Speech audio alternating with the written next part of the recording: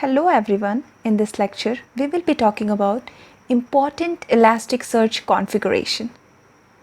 Elasticsearch requires very little configuration to get started, but there are number of items which must be considered before you are using the cluster in production. So we will discuss one by one each. Now the two folders you are seeing here, the data and the logs. The data directory will be having my indices. My data will be written over here, and the log directory will keep the information about my cluster health and operations. But make a note of it while you are deploying it in the production. This is my local machine, right? I have this folder in my Elasticsearch folder. But while deploying in the production, it is strongly recommended that you need to have the path.data and path.logs in elasticsearch.yml. Where is this file located? Just go to the config file and here elasticsearch.yml. So in this file, as you can see here, we have an option called paths, and here path.data is written as path2data.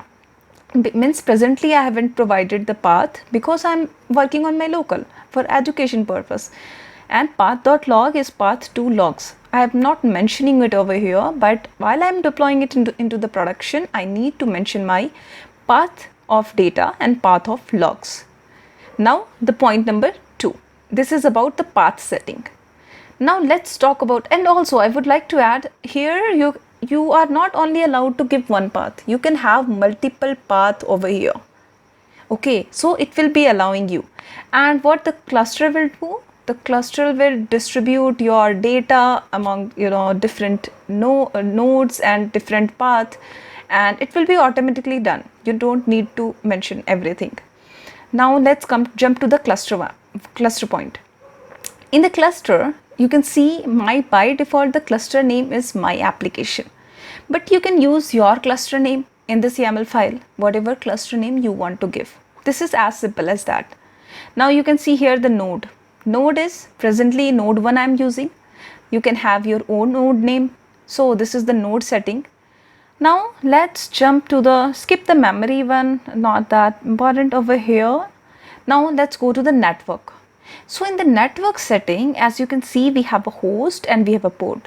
Presently, my host is 192.168.0.1. So this is the host where my Elasticsearch is running. Now the port number is 9200, as I have shown you in my previous video where I have shown the installation of Elasticsearch. There I have shown that my Elasticsearch is running on by default 9200. Now this is all about your network host setting. Now if you come down, there is an option called discovery setting. Now what is this discovery setting? So basically, suppose you are not doing any network network configuration you are not doing, then what will happen? Elasticsearch will blindly, it will take, it has to assign the nodes, right? So basically, without any network configuration, Elasticsearch will bind to an available address and scan local port 9300 or 9305 to connect with other nodes running on the same server. And this behavior is also called auto clustering.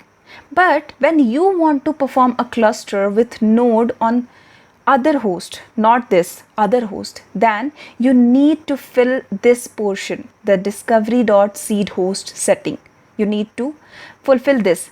Now what, you can have your own the host name.